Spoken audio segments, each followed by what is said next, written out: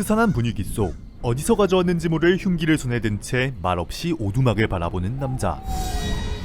어째서인지 항상 가면을 쓰고 있는 이들은 미국 영화에서 한 번쯤은 본 적 있는 살인마들이었죠.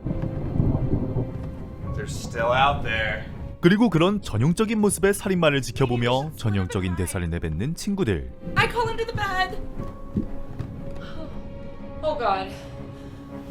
Jay, what do we do? 당연하게도 이 흐름상 사건을 해결하려 나서는 이는 피지컬적으로도 가장 승산이 높은 흑인이었습니다. Don't worry, Mary Beth. I know exactly what to do.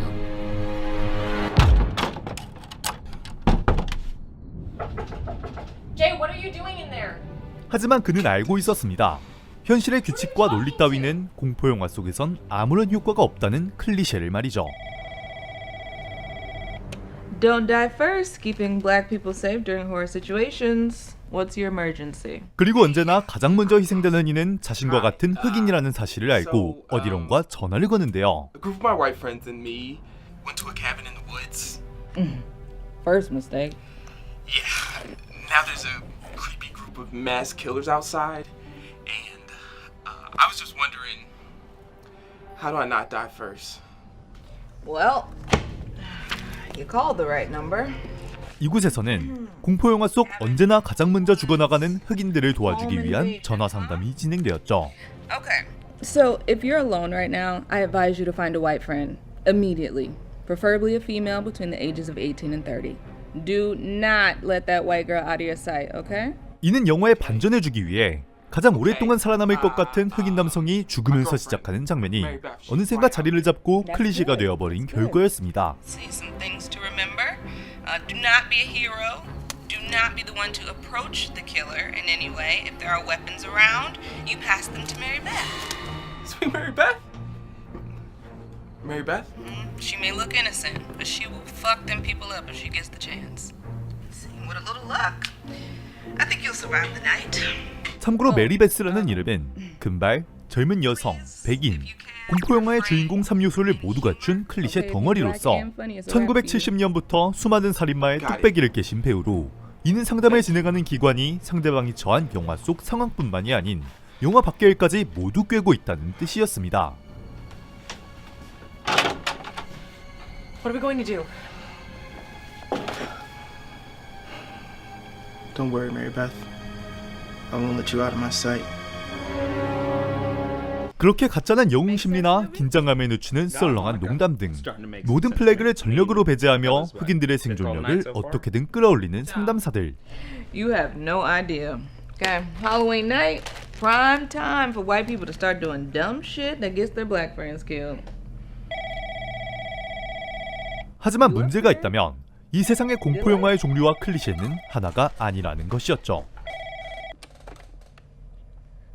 Don't die first. Please state your emergency. 어째서인지 흑인만을 집요하게 쫓는 귀신, 혹은 친구들을 말리는 역할로 등장하지만 등살에 떠밀려 어쩔 수 없이 시작된 위저보드와 같이 뭔가 싸한 기분이 들 때마다 흑인들은 살 길을 찾아 상담사를 불렀으며 이를 통한 수많은 통계를 바탕으로 그들이 살아남을 수 있는 최적의 해결책을 제시해 주었는데요. 물론 살아남을 수 있는 방법을 알려주더라도 도움을 요청하는 이들은 어디까지나 등장인물. 그들이 처한 상황은 생전 처음 겪어보는 일일 것이며 어째서 그러한 해결책을 제시해주는 것인지 알 수 없었죠. Okay, sir. The manual is clearly telling me that all you need to do in order to live is not say that word 3 times. What word? What do you mean, what word? The word... Ronald Reagan? Well, now you just said it. Just don't say it 2 more Ronald times. Reagan. Sir! I'm just saying, what the hell That happened? word! Ronald Don't... Reagan. What the? Sir?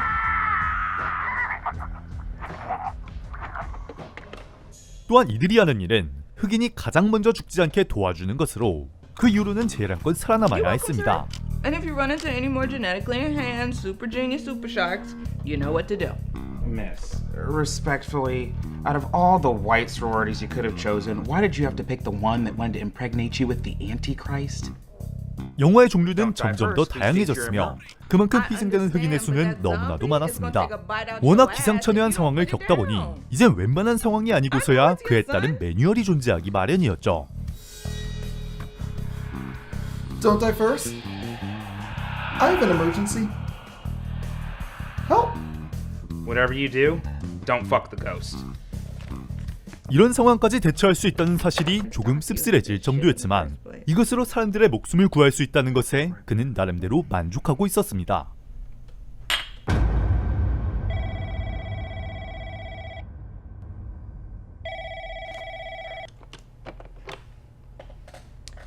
Don't die first. Please state your emergency. She like an apparition warning you, or 하지만 이는 다시 말하면 클리셰를 벗어나는 참신한 스토리 속에서는 상담사의 도움을 받기란 어렵다는 뜻이기도 했고 그가 받은 전화 너머의 상황은 매뉴얼에 적혀있지 않은 매우 특수한 경우였습니다. Hey, Monica, I need your help. I just use the manual. Everything should be in there. I don't think this is in there. It's probably some pretentious artsy horror thing. Just transfer them over. And make sure you listen in. You can learn something. 결국 베테랑 상담사인 모니카에게 전화를 넘기는데요. This is Monica. Please state your emergency. Hello? Hello? Yeah, I think I need some help. I just asked this white woman to move her car so that I could put my car in space, and now she's just harassing me. Okay, sounds aggressive. It could be a werewolf. No, we haven't had one of those yet tonight. No, it's just a white lady. I think she just called the police. Oh. 전화를 건 남자를 위험에 빠뜨린 대상은 괴물 따위가 아니었습니다. 그저 평범한 여성이었죠. Give me the manual. Okay, sir. They come in. Can y'all please just tell me what to do? 아무리 절망적인 상황 속에서도 어떻게든 해결책을 마련해준 이들이었지만 이번에는 할 수 있는 것이 없었습니다. Okay. 그저 조금이라도 위협이 될 만한 행동을 하지 않으며 최대한 몸을 사리는 방법뿐. Don't get out of the car. Right. No sudden movements. Does he have any weapons in the car? No. Drugs. You smoke anything? No, I don't smoke, man. Has he ever been arrested in his life? Ever? There was this one time in college and... Shit. Am I gonna die? No. Don't resist. Just tell me what to do. Call for backup.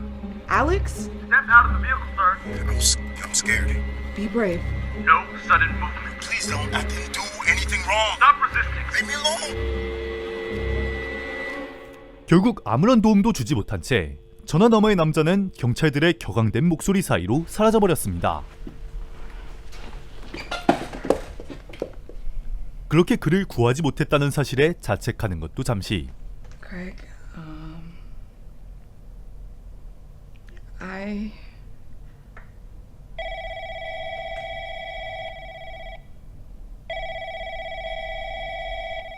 이번에 걸려오는 전화가 혹시나 아까와 같은 도움을 요청하는 사람들일지 모른다는 사실에 이들은 쉽게 전화를 받지 못하며 영화는 끝이 납니다.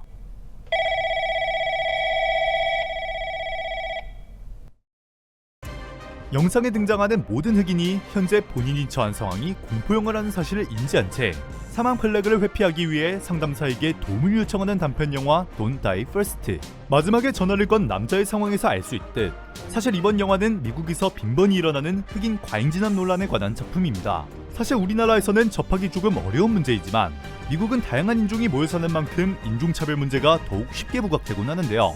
미국 전체 인구에서 흑인이 차지하는 비율은 20%도 채 되지 않지만 미국의 전 교도소 수감자들의 반은 흑인 남성들이 차지하고 있죠. 그만큼 흑인은 경찰과 마찰을 빚는 경우가 백인보다 많다는 뜻인데 이 때문에 시민을 지키는 경찰이 오히려 끔찍한 사건을 불러온 경우가 있었습니다. 이런 식의 흑인 과잉진압 문제를 다룬 영화는 몇 번이고 본 적이 있지만 그 문제를 이번 작품처럼 접근하는 영화는 신선한 정도를 넘어 충격을 줬기에 한번 다뤄보았습니다. 어찌 보면 인종차별을 겪는 이들에게는 공포영화의 어떠한 상황보다 오해와 차별 속에서 사람들의 시선을 마주하는 것이 무엇보다 무섭게 다가온다는 의미이겠죠. 시청해주셔서 감사합니다.